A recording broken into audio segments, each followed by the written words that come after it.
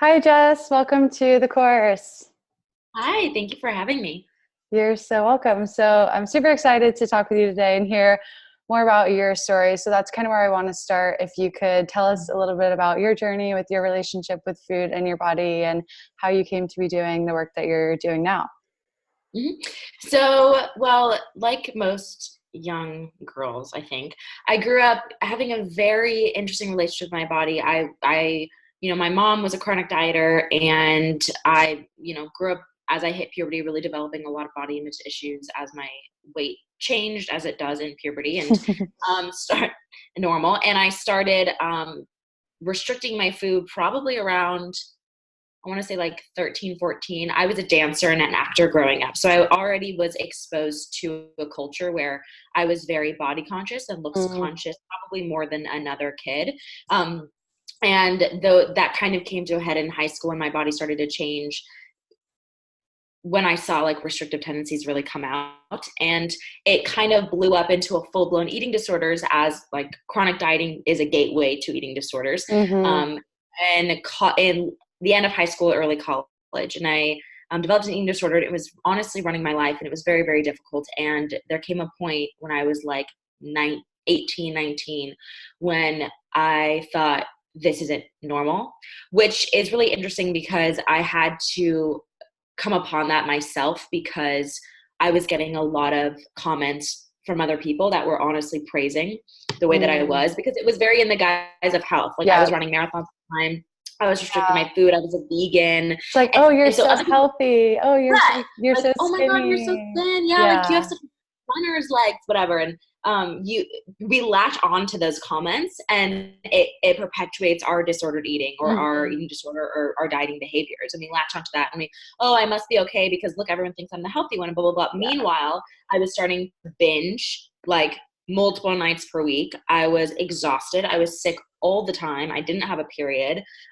There was just like a lot of signs looking back on it that were just blatant. My body was screaming for me to calm down, but I was Yeah. just like, no, God, I'm fine. I normalized, and I followed Instagram accounts and had friends that really normalized those eating disorder behaviors with Hmm. me. So I decided, finally I was just like, I don't think that this can't be normal. And I remember when I started binging, that was when I was like, I don't feel in control anymore. And there must be something, like there has to be something wrong. So that was actually when I started looking into eating disorder recovery, and I started going to different doctors. And at first I went to different doctors for my different ailments. So like I didn't have my period and I was experiencing a lot of hormonal symptoms. And I went to a doctor who said, oh, like, let's put you on the birth control pill. That way we can get normalize your cycle. And then they sent me to a psychiatrist for my anxiety, because my anxiety was through the roof. Hmm. And they wanted to put me on this medication or whatever. And as I don't have issues with medication or birth control pill, but I do have an issue with people not recognizing like an integrated patient. And so I Yes. was going to all of these different professionals and just feeling like, I would be like, I don't know if this is relative, but like, I don't know. I feel like I don't eat that much. And like I would be like, I don't know if this is relative. Like, Yeah. feel weird around food and blah, blah, blah. And like half of them would be like, no. And like, or they'd be like, just eat some more and see what happens. I'm Oh like, my okay. gosh. And it's Right. so So crazy now because, like, looking back, you can be like, I was like screaming for help. I had all the like signs and symptoms. And yeah. it's so crazy how it gets overlooked like that. I know a lot of people who have experienced the same thing. It's Oh yeah. Oh yeah. crazy, Oh yeah. but It's so amazing that real. you knew, like, within yourself, like, like your intuition was telling you something wasn't working out. Yeah. Well, I think, it's funny. I think that I just was like, this can't be my life. Like Mm. this cannot be, like, I'm not happy. It was like, this cannot be it. It's just Yeah. like, this cannot Yeah. be it. And so I actually, in my recovery process and looking back on it, like, I wish I would have had more support or actually reached out to like eating disorder recovery groups, because I was doing it on my own, and therefore it took a lot longer than it Mm. needed to for me to like find connections and find the help that I needed. But over years of discovering more, I realized, like, okay, first of all, my physical ailments are directly connected to my disordered eating and chronic dieting and anxiety. And that's connected to the way that I view myself and body image issues that I've had since I was a kid. So all of this, it was like, I saw my life and it was so interconnected, and I had yet to encounter a professional who treated me like that. And so Mhm. that was when I was kind of like, I want to do this for women. Like, I want to speak truth to women and educate us about how our hormones, the way that we view ourselves, our body image, chronic dieting, like this is all connected. And living in diet culture, living in a constant state of I'm not enough is so damaging on our mental health, emotional health, and hormonal health. So over it, flash forward like years of me like recovering and learning. And I always say this, but I always say like, I'm a woman always in recovery, because I think that when you recover from diet culture, you recover from an eating disorder, you're always learning new facets of self-worth that like you need to dig into and kind of uncover. So I say I'm always in recovery, but over the years of learning and growing, I realized that this is kind of what I wanted to do. I wanted to draw connections that no one drew for me. And I wanted to educate women on how to do that for themselves. So I got my undergrad degree in neuroscience, or neuropsych, I should say. And then I got certified as an eating psychology coach. And then I worked under functional endocrinologists to get more hands-on training for women's hormones. And I kind of just combined them to form what I do now. It's like made up my own career to do what I do now. And it really was born out of what did 16-year-old Jessica need this? And that was honestly, it was very accidental. And I'm very happy that I ended up in the place I am now. So cool. I love that story. So can you tell us a little bit more about kind of your specialties with, I guess if you would call it endocrinology or whatever word you have for it? So basically, my full title is I'm a eating psychology coach who specializes in functional endocrinology. So basically what that means is I help women recover physically, emotionally, and mentally from chronic dieting. Because often when we are in diet culture, when we have spent years dieting, trying to make ourselves smaller, really struggling with body image issues, our bodies like hold the score, and we have a lot of symptoms that people don't know are connected to those disordered tendencies, or even having a negative body image can manifest in certain symptoms. And so what I do is sorry, go ahead. I just said totally.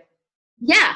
So basically I say I help women come like back home into their body. And it really comes to, I look at their hormonal symptoms, but mostly in the sessions, what we deal with is the root cause of why all this started, which is like self-worth, taking up space as a woman, identity, and teaching women and drawing connections for them. Like they come to me with their life and they have all the answers, but I'm just far enough away that I can make connections of like, oh, well, this symptom kind of flared up when you were doing this, or like when you felt like this. And do you notice that you feel uncomfortable around food when this is triggered? You know what I'm saying? Like I help women draw connections, and they do the hard work of having to undo conditioning and really like lean into the messy, but I'm just kind of there to guide them and make connections where they are a little too close to see. So that's what I do. I could have used someone like you. So I can totally relate to that. When I was like, I had come out of I had an eating disorder in high school. I had come out of that, but was still very disordered in my relationship with food, was going to a doctor for all these hormonal issues. Like my estrogen was literally 0. Like I had all these crazy problems, crazy anxiety, racing heart, like just all these insane symptoms. And she was like, let's put you on an elimination diet. And I was like, oh, you're right. It must be the foods. Let's cut them all out. Clearly that didn't help. And at that point I had become aware enough to like a month or two into that, I realized like, oh my God, this is making me more psychotic. I can't do this. So like I went back to her and I like told her, I'm like, I've had an eating disorder before. This is not working for me. Like we can't do this anymore. And like I made the connection myself that the disordered eating habits were what was driving all of those problems. And as soon as I healed the disordered eating, all of those problems went away. And it's which is actually, it's totally the problem I have with functional medicine, because I think that people don't take that into account. I have a lot of clients that come to me and they're like, I have all these gut issues. And normally we have a protocol in functional medicine where like the first thing we do is like test elimination diet, like see what food intolerance you have.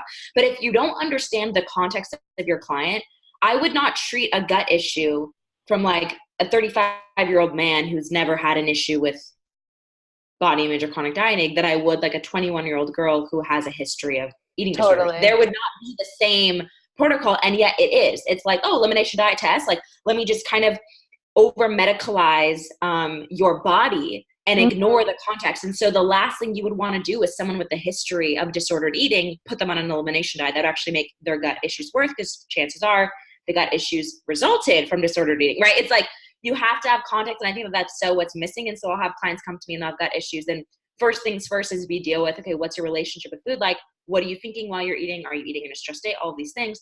And if that's not an issue, then I'm like, okay, we can go the classic functional medicine route, or I could refer you to a practitioner that can do the classic route because it's not going to be triggering for you. But yeah, I just think that there's a really big lacking of context with patients, especially for disordered eating in the functional and medicine sphere in general. Yeah. So I love that you like make those connections for your clients. That's super cool. Nice. So it sounds like you kind of had a similar experience to me, as where you kind of were like on this journey of recovering from your eating disorder on your own. You decided like, okay, I'm done with this. I'm going to find a better way. What were some of those like first steps that you took to start changing that relationship with food in your body? Probably the biggest, I mean, there were like little steps that I could go over, but the biggest thing I did, and the biggest step to take, and what I would recommend other people do, is find someone like a therapist, coach, or even a trusted, safe person in your life where you actually get to the root emotional causes of why the disordered eating even came up in the first place. Because eating disorders, chronic, like these are coping mechanisms. So whether it's trauma, I've had a range of things with clients: trauma, grief, unprocessed death in the family, feelings of inadequacy and unworth that just have never been really dealt with and addressed. If you're trying to heal your relationship with food, it's actually not about the food. The food is the mirror into the way that you view yourself, the way that you view life. So if you find yourself just, well, I want to feel better about food, and all you're talking about is the food and your body, that's not actually getting to the root of what's going to be healing.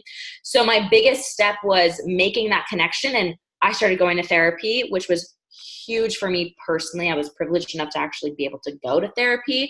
But even before that, starting to even have the thoughts of like, this isn't about food. This is about me feeling not good enough, people pleaser, perfectionist, like type A tendencies, like all of those things that I thought were core to who I was actually, they were results of me trying to earn love, or me trying to feel safe or find control, or so on and so forth. And so making those deeper connections was it needs to happen. Like, you cannot heal your relationship with food really unless you are healing your relationship with yourself. It's not about food. Yeah. That's, I think, like the biggest step. And that's what I wish like everyone would know here, whether you have an eating disorder or you just have dabbled in dieting and still feel unsafe in your body and not like really great about it. It's all the same. Like, you got to get to the root of yourself. All that. Totally agree with that. So I know you said like one way that was really helpful for you was like finding trusted people you could talk to about it. Are there other like questions you can ask yourself, or other ways that you can try to like dig deeper and figure out what that root cause is? Totally. Yeah, totally. So there's a few things you can develop. What I call processing practices, which are basically things and little practices you have in the day and in the weeks where you are forcibly addressing your emotions. Because a lot of times, most of our population are chronically suppressing their emotions. They're not very in tune with what they're feeling. And oftentimes over the years, you honestly ask yourself, like, I wouldn't even know where to begin. A lot of us have been suppressing for so long that we don't acknowledge our feelings, and then we'll like explode with feelings and have no idea how to even communicate or why that happened. And then we'll go on suppressing. Like that doesn't mean that you're moody, doesn't mean that you're emotional. It means that you don't have the tools equipped to actually process your emotions as they're happening. So they build up, and then it feels like they're running your life, or they're exploding. So journaling is huge. I like journaling because I struggle with anxiety, and I find that when I journal before I go to bed, it helps me release my thoughts and process as I'm writing. I'm also a writer, so that's the way that I like to process emotions. And it basically is just a way for you to stop, check in with yourself. Like, it's not even necessarily about the writing. It's about, I'm taking time out of my day to ask myself how I'm feeling, which how often do we do that? Really? Yeah, like, I know. Give ourselves the time to say, how are you doing? You know, that felt weird earlier today when that person said that thing. Like, what did you think about that? Like these emotions, they get triggered, little emotions throughout the day, and we just kind of ignore them. Like, have a time in the day where you're going back and you're allowing them to release, because emotions are biological happenings in the body. They happen in your body. They don't happen in your brain. They happen in your body. You feel them. And if you don't actually feel and release them, they get stored in the body, and they can crop up as symptoms like anxiety, like feeling restless, like not being able to sleep. Pain. Yeah. Back pain. Oh, like sexual trauma gets stored. It can cause, but I'm going to butcher this pronunciation, but vaginismus, I'm pretty sure is how it's pronounced, but basically like pain during sex and all these things. Your body holds trauma, your body holds emotions. And if you're not checking in to release them, then they're going to just wait. Like they don't disappear. They don't go away, you know? And then they'll then they'll like start screaming at you like, I'm here, let me out. Like, I feel like that's like what happens. And sometimes like it comes out as like all of those different issues, like you said. Like for me, one of those big things was anxiety, like you, and also back pains. Like every time I got back pain, it was like an alarm in my body, like, hello, you need to like tune into what's going on. Like you need to feel what you're feeling. You need to check in with yourself. Like you need to ask yourself, like, how can I best take care of myself in this moment? So yeah, I love that you said that. Yeah.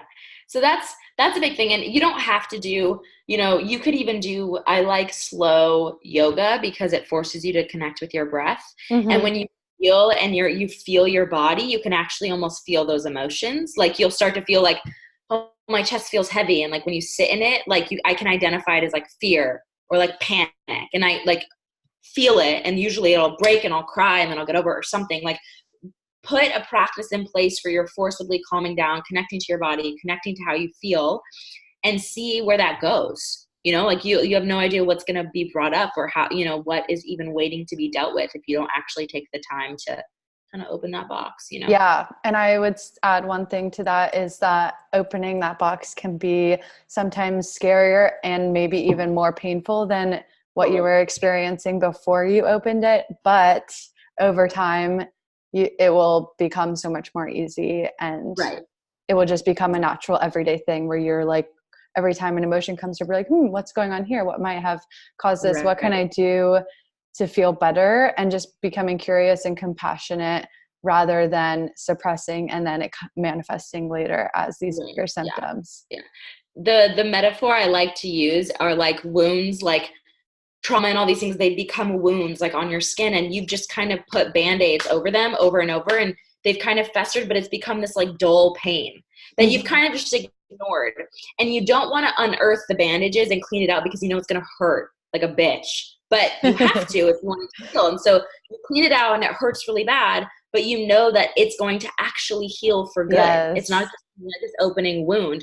And so I almost like all of the trauma you haven't dealt through, all of these things you haven't actually like confronted are just like wounds, like all over your body. And you wouldn't heal them by just pretending that they're not there and just covering them up. You would heal them by going in and cleaning them and like have it be really painful for a time being so that the skin can actually heal and you can move on. Yeah. I love that analogy. I'll have to remember that one. It's a little gruesome. Yeah, I know. I was like, wow, that's gruesome. But that depicts the process. Yeah. It's very messy. It's very painful. Yeah. It gets worse before it gets better for sure. Yeah. But it's all worth it. So what was the, kind of shifting gears a little here, what was the biggest struggle for you personally on your journey to kind of food freedom, body love, body acceptance, whatever you would kind of call it? I know we all have different like names we like to attach to it. The question was, what was the biggest hurdle? Yeah, the biggest hurdle, the biggest struggle. What was like the hardest thing for you to overcome or get through? That's so interesting. I mean, honestly, there's a couple things. So one, if I'm really looking back on it, it was the process of having to make the connection that like, this is not a body issue. This is a heart issue. And I've been pretending like it wasn't. Coming to the place where I was like, I need help. Like I need to seek a therapy, or like I need to take my heart process seriously, I think was the biggest thing for me, because I didn't do that until like 2 years ago. So it was fairly recent that I was like, because I was recovered, but I still was experiencing so much. Like, I was recovered to understand that it wasn't about my body, but I was still having so much discontentment and control issues and all of these things. And so if you don't deal with the root of it, which is your heart, you're going to take a coping mechanism and replace it with another one, which is what I was doing. So I wasn't and have an eating disorder anymore per se, but I had other unhealthy coping mechanisms. And so I think for me, the biggest hurdle was really understanding, like, this has nothing to do with my body and everything to do with my identity and who I am. And this is what I always say, like, diet culture isn't about trying to make women skinny. It's about trying to make women disappear, like trying to make women believe that they need to be small. Yeah. And the way to counteract that is not just to be like, oh, I'm not going to diet, which is good, don't diet. But it's also to be like, as a woman, how do you take up space in a world that tells you that you can't take up space? Like, it is so much bigger than food and being skinny and dieting. It is like your identity as a woman, which a lot of women don't actively understand how much of who they are is what they are expected to be. Yes. And that was the biggest thing for me. Was I actually, like, I remember this whole year, and talk about getting worse before it get better. Like, I cried all the time. Like, I felt just like emotionally a wreck, because I was like deconstructing everything about who I was, realizing, oh my God, like, I formed so much of my personality was trying to please other people, trying to be someone for the world, for my parents, for my friends, for this boy, whatever. It was like, who was I? You know, and I'm having this like existence crisis. Like, who am I? I don't know. But then the cool thing is, you get to say, okay, who am I outside of expectations and what I think I'm supposed to be? And then you get to kind of come back to like your childhood self. Like, who are you? You're free. You're very carefree. Like, what did you like? What didn't you like? Like, you have the freedom to now create your life and get to know who you are and kind of figure that out. And that's such a beautiful, necessary part of this process. And so, you know, circling back, like, the biggest hurdle for me was really getting very clear about my identity and doing the identity work that needed to happen. Because when you take care of the identity work, your cellulite, that roll on your stomach, it's very like, you don't give a crap. You were like, because that's not actually the problem. But when you're still stuck in the projection on the body, it's like, oh my God, it's about your body and how you feel in your body. And it's really not about that. So I think that would be what I would say was like the biggest, it was like the Pandora's box of, you know, my issues. And that was really important to work through. And I think for everyone it is too. Yeah, for sure.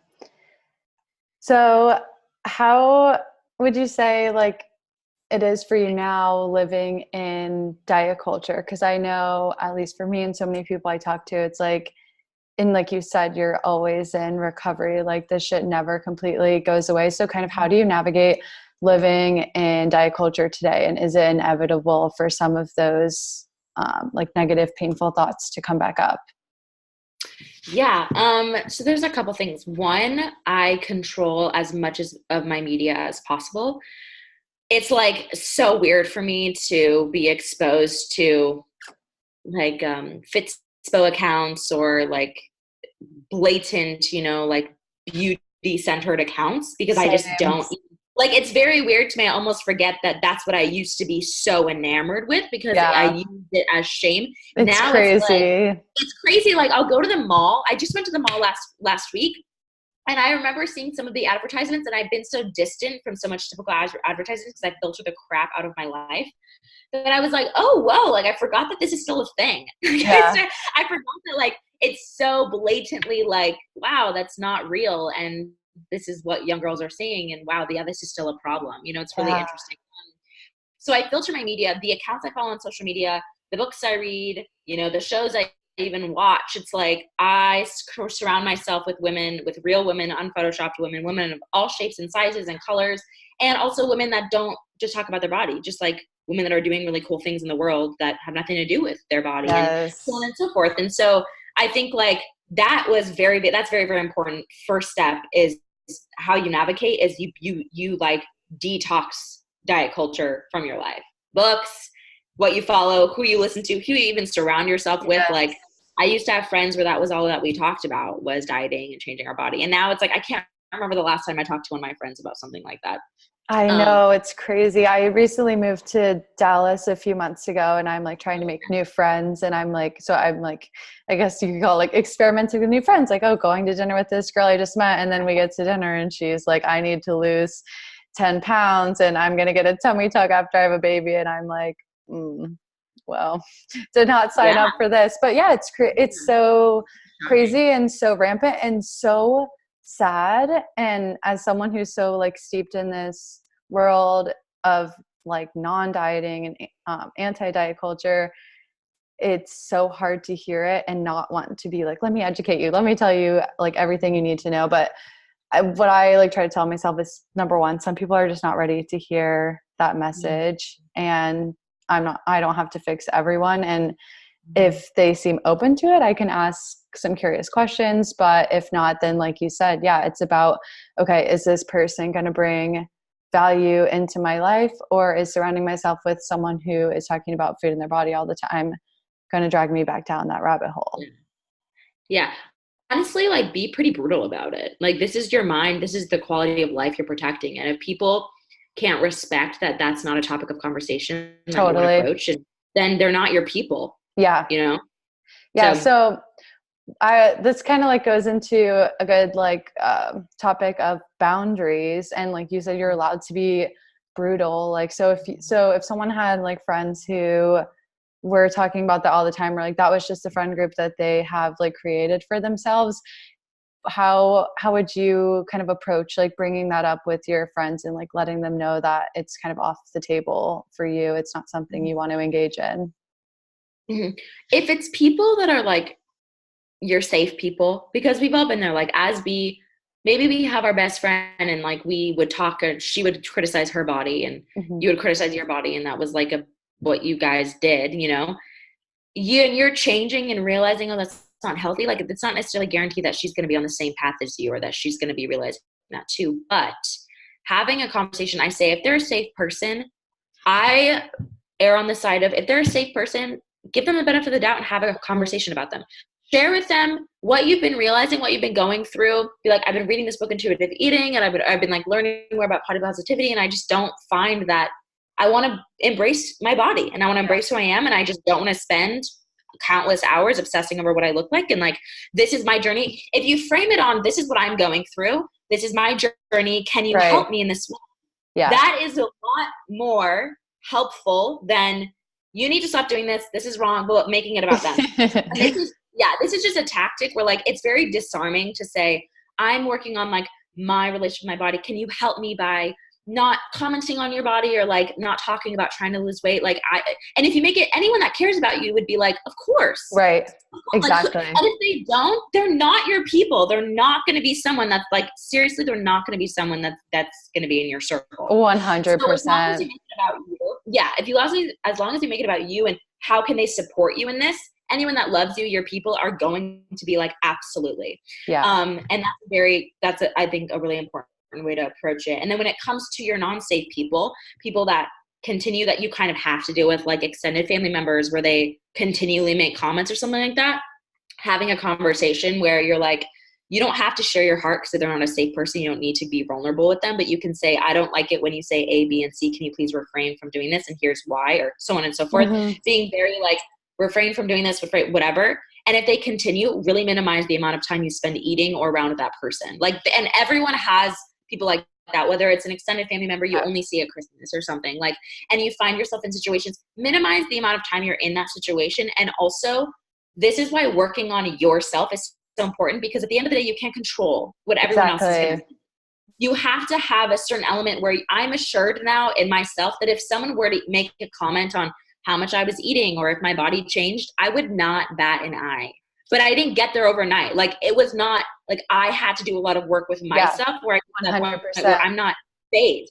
Yeah. So it's a mix. So that's I think when it comes to boundaries, like it's a mix of you working on yourself, having conversations, and really setting hard lines. Yeah. Yeah, for sure. I love what you said about like, it's about you and looking inward and focusing on choosing how you let what's going on in the outside world affect you. Mm-hmm. So I know we kind of got off on a little bit of a tangent there. We were talking about how you navigate live and diet culture. We went through like the social media detoxing, the relationship detoxing, talking to people about, you know, what topics are helpful and hurtful for you. Was there anything else you wanted to mention in terms of like navigating living in diet culture? I think that's honestly the big one. I think that if you take very seriously detoxing your life, like, and getting rid of the sources of diet culture, you give it a lot less power. And before you know it, like, you are creating your external environment. You know, your brain is going to be, and your thoughts are going to be a reflection of that external environment. So as control as much as you can in that external environment, and you will start to see your thoughts change because it changes the stimulus that you're exposed to, you know? So I think that's a big one. Yeah. Yeah, I think that's the biggest one too. So thank you for that. Okay, we have a couple more questions. I don't want to keep you forever. How would you define making peace with food and your body? Like what does that look like for you? What does that feel like for you? What kind of like words would you put to it? That's such a great question.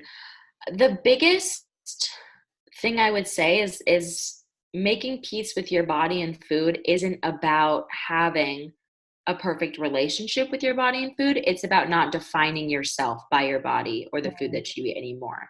Because one of the biggest issues is not that people, you know, eat this way or eat that way. It's that they're defining themselves by what they eat, or it's good, or it makes them bad, or it means that they don't have self-control, or their body is who they are. So if they feel fat, which is not a feeling, right? Like they associate themselves and who they are with what their body looks like, or how much attention it gets, or how it adheres to current standards of beauty.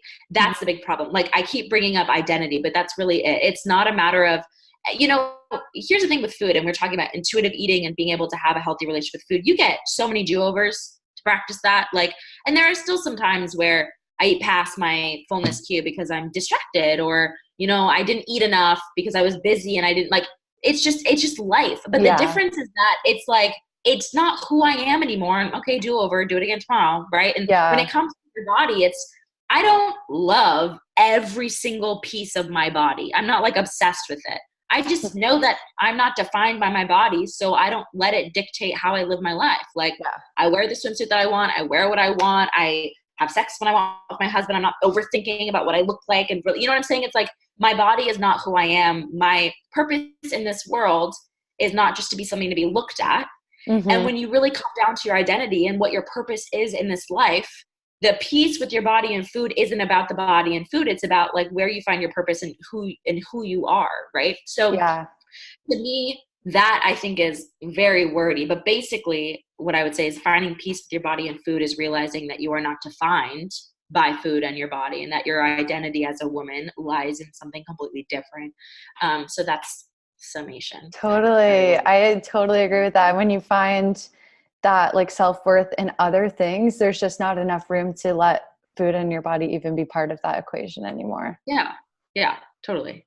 Okay. And I mean, it's not, I think also too, it's not a matter of, I have a very healthy relationship with my body, I would say now, after a long time of working through it. And that doesn't mean that I don't still have sometimes negative comments crop up, because there were years of conditioning to those negative comments. Right. The difference is when I have them, I don't give them any power. They're not like dictating how I feel about myself for the rest of the day. Right.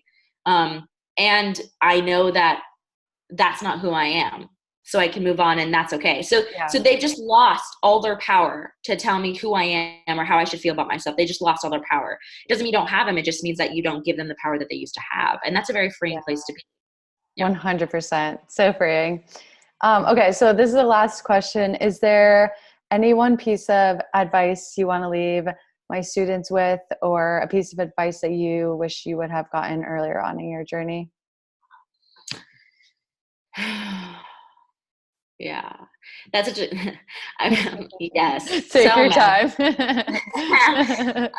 This is honestly, I feel like repetitive, but I think what I would tell people is, I think right now we've got a really big influx of body positive. Like, if you're on Instagram, you could find so many accounts of women like feeling free with their bodies and showing their bodies in unfiltered ways, and even main media companies kind of exploiting body positive to make profits and oh, we're on the body positive movement too. And I think it's amazing to have more representation in media, to see women not photoshopping their bodies. Like, we need real pictures of women's bodies to normalize acne, stretch marks, cellulite, all of the normal things that we have. And I think my biggest advice to your students would be, if the extent of what you think this is about what your body looks like and accepting what your body looks like, you're very wrong. And I really want to encourage you to look beyond the external and really dig into your identity, who you are, and all of that messy stuff that we don't want to acknowledge. That is where healing is going to be. There are so many women that think it's about loving your body and accepting your body as it is. And that is a branch. It is not the root. Like, it's a beautiful result, but it is not going to actually enact the change and the acceptance, the self-acceptance and the freedom that you really want. Because what you really are looking for, what women are really looking for, is to be able to be free in who they are, and to live the life that they want. That's not necessarily going to come from your body at all, no matter what you feel about it. So that would be, I think, my best advice would be to really focus on the internal and let the external love and body acceptance be like a beautiful icing on the cake. Yeah, I love that. Well, I think that's such a powerful note to end on. So thank you so much, Jess. This was really awesome and very helpful for everyone I know. Thanks for having me. Yeah, of course.